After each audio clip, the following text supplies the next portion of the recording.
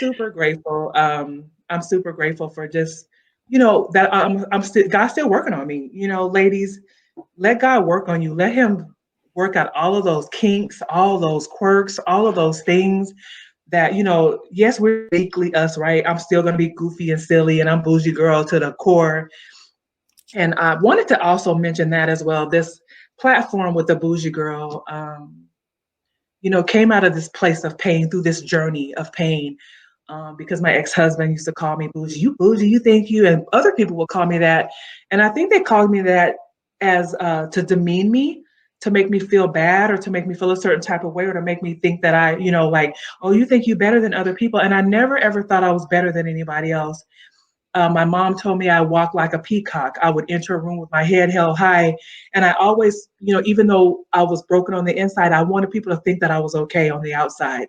So I always walked in a room with grace and with my head held high, not knowing that I was just crying in the car. So I always appeared to be that way. But this place of bouginess came from a place of brokenness, from a place of pain. But I want women to know, because I struggle with low self-esteem and low self-worth. I want women to know you're bold. I want you to know that you're one of a kind, because I didn't know I was. I was never bold. I thought, because I'm an introvert, shy, Oh, you was ashamed. bold. You was bold. You moved from your family to California by yourself. So You you know always what? had it in you. You didn't It know it at was the time. right. I was always a mover and a shaker. I think it's because we always moved around when I was younger. So I didn't have no fear of moving. Hmm. Even though I left all my family, I didn't know anybody in California, That's Elena, but that bold. boyfriend. And even when we broke up, I stayed. I was going to Um, ask you that too. I'm like, why did you stay instead of going back to your family at I, that time? I didn't want to go back home. I Yeah. didn't want to go. I wanted to see if I could make it. I Yeah. said, I'm out here in California. I'm out here in sunny Cali. I'm gonna make it. I'm gonna prove to everybody I got this. A single mom, I'm gonna make it. And I did. Yeah. I did. I stayed out there for 20 something years without any family besides my in-laws. Yeah. Thank God for them. I'm grateful for Rochelle and, Nikki and everybody, Carol and Don and everybody who was there for me, all of his family members who were there for me throughout the years. I'm grateful. But I wanted to prove something to myself. But like I said, I wanted people to know you can be unbothered. Don't be bothered by what if other people have to say about you. Because for so many years, I was so concerned about what people thought about me. Do you Hmm. like my cooking? Do you like my hair? Do you like what I have on?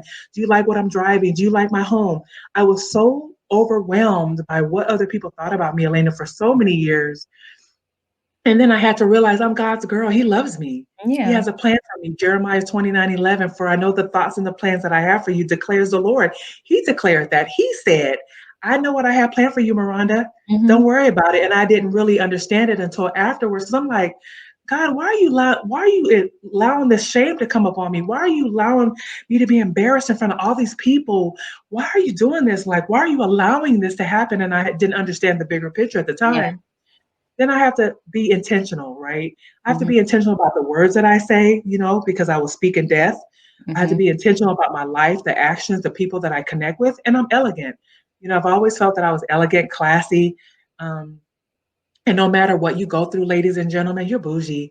You're a class act. You're one of a kind. You're amazing. You're wonderful. And this platform was to remind everybody that you are all of that. What God says you are, who He says you are. You're so amazing. You're all of that. And I wanted everybody to know that. And that was a reason for this platform, to let people know you're bougie, and it's not the bad bougie, it's not the arrogant bougie, it's the bougie that God says you are. Bougie is not in the Bible, but all those words are in the Bible. Bold is in the Bible. One of a kind, being unbothered, God's children, intentional, elegant. Those words are in the Bible. So we're all of that. And I wanted to share something with you all before we end, because I know Elena's like, girl, you just talking. I need to go home. You're fine.